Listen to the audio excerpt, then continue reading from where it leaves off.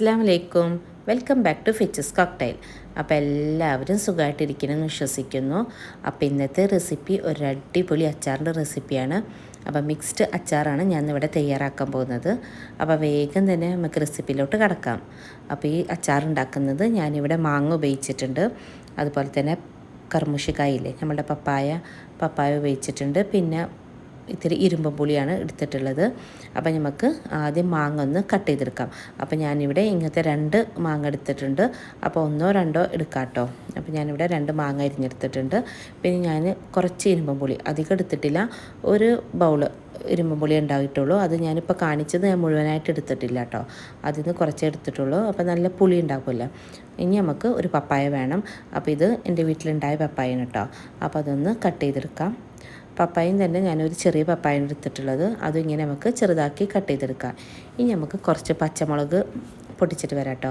അപ്പോൾ വീട്ടിൽ കുറച്ച് പച്ചമുളക് ഉണ്ടായിട്ടുണ്ടായിരുന്നു. അപ്പോൾ ഈ അച്ചാറിൽ ഇട്ട് കൊടുക്കുന്നുണ്ട് കേട്ടോ. അപ്പോൾ ഇത് എരിവില്ലാത്ത പച്ചമുളകാണ്, നല്ല നീളത്തിലുള്ള എരിവില്ലാത്ത പച്ചമുളകാണ് കേട്ടോ. അപ്പോൾ ഞാൻ എന്തായാലും അച്ചാറിടില്ലേ, അപ്പോൾ അതും ഒന്ന് പൊട്ടിച്ചിട്ട് ഇതിലോട്ട് ഇടുന്നുണ്ട്. അപ്പോൾ അങ്ങനെ അത് പൊട്ടിച്ചെടുക്കാൻ പോയതാണ്. അപ്പോൾ അങ്ങനെ പച്ചമുളകൊക്കെ പൊട്ടിച്ചെടുത്തിട്ടുണ്ട്.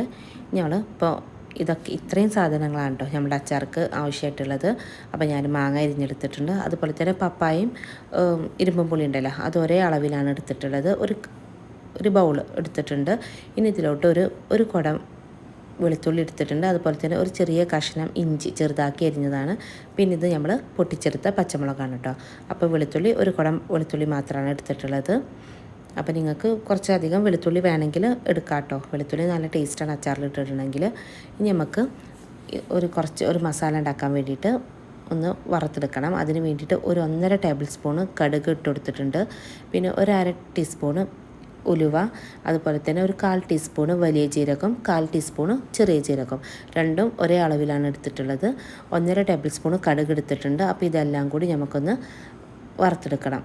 അപ്പോൾ ലോ ഫ്ലെയിമിൽ വെച്ചിട്ട് വേണം വറുത്തെടുക്കാൻ വേണ്ടിയിട്ട്, അല്ലെങ്കിൽ പെട്ടെന്ന് കരിഞ്ഞു പോട്ടാം. അപ്പോൾ എല്ലാം കൂടി ഞാൻ ഇട്ടിട്ട് ഒന്നിച്ചാണ് വറുത്തെടുക്കുന്നത്. അപ്പോൾ ഇതൊക്കെ പൊട്ടി തുടങ്ങിയിട്ടുണ്ട്. ഇപ്പോൾ ഇവിടെ ഇതെല്ലാം നന്നായിട്ട് തന്നെ വറുത്തെടുത്തിട്ടുണ്ട്. ഇനി ഇത് ചൂടാറിയതിന് ശേഷം നമുക്ക് മിക്സിയുടെ ചെറിയ ജാറിലിട്ടിട്ടൊന്ന് പൊടിച്ചെടുക്കാം. ഇനി നമുക്ക് അച്ചാറുണ്ടാക്കാം. അപ്പോൾ അതിന് വേണ്ടിയിട്ട് ഒരു പാൻ വെച്ചിട്ടുണ്ട്.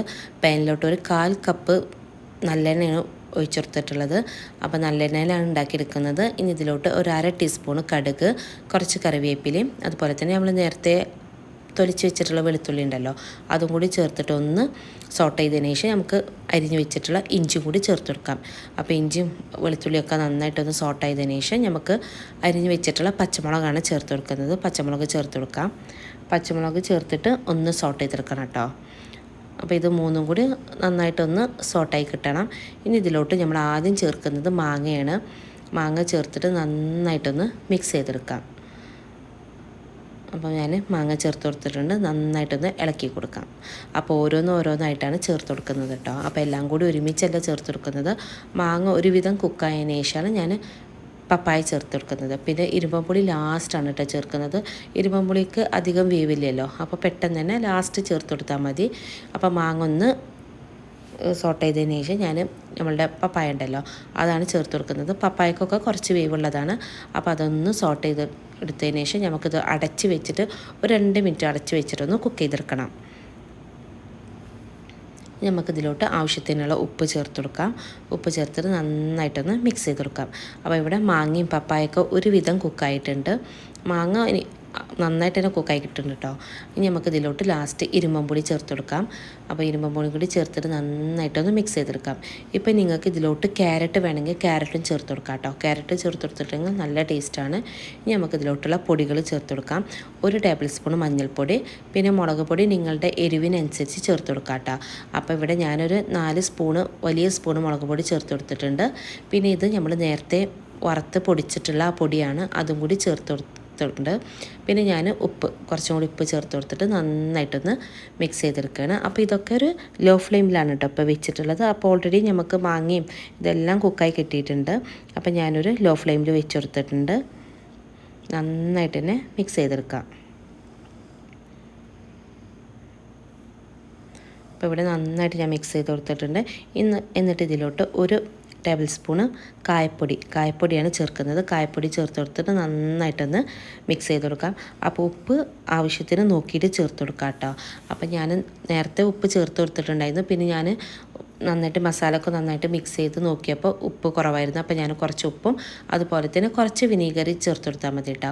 ഓൾറെഡി പുളിയുള്ളതാണ്, നമ്മളെ ഇരുമ്പുളിയൊക്കെ നല്ല പുളിയുള്ളതാണ്. അപ്പോൾ അതുകൊണ്ട് അധികം വിനാഗിരി ചേർക്കണ്ട, കുറച്ച് ചേർത്ത് കൊടുത്താൽ മതി. അപ്പോൾ ആവശ്യത്തിന് അനുസരിച്ച് ചേർത്ത് കൊടുക്കുക. അപ്പോൾ ഞാൻ കായപ്പൊടിൻ്റെ ടേസ്റ്റ് കുറച്ചൊന്ന് കമ്മിയുള്ള പോലെ തോന്നിയിട്ടുണ്ട്. അപ്പോൾ ഞാൻ കുറച്ചും കൂടി കായപ്പൊടി ചേർത്ത് കൊടുത്തിട്ടുണ്ട് കേട്ടോ. എന്നിട്ട് കുറച്ച് വിനാഗിരിയും ചേർത്തിട്ട് നന്നായിട്ടൊന്ന് മിക്സ് ചെയ്ത് കൊടുക്കുകയാണ്. അപ്പോൾ നല്ല ടേസ്റ്റുള്ള ഒരു അടിപൊളി അച്ചാറാണ്. അപ്പോൾ ഇത്രയും മതി. ഞാനിപ്പോൾ സ്റ്റവ് ഓഫ് ചെയ്തിട്ടുണ്ട്. ഇനി നമുക്കിത് തീരെ വെള്ളമില്ലാത്ത ഒരു ഗ്ലാസ് ബോട്ടിലിൽ ആക്കി വെക്കാം കേട്ടോ. ആക്കി വെച്ചിട്ട് 2 ദിവസം കഴിഞ്ഞിട്ട് കഴിച്ചാൽ മതി. നല്ല ടേസ്റ്റാണ്. ആരെങ്കിലും ട്രൈ ചെയ്ത് നോക്കിയിട്ടില്ലെങ്കിൽ തീർച്ചയായിട്ടും ട്രൈ ചെയ്ത് നോക്കണം കേട്ടോ. നിങ്ങളുടെ കയ്യിൽ ക്യാരറ്റും കൂടി ഉണ്ടെങ്കിൽ ക്യാരറ്റും കൂടി ഇങ്ങനെ ചെറുതാക്കി അരിഞ്ഞിട്ട് കൊടുത്താൽ നല്ല ടേസ്റ്റാണ്.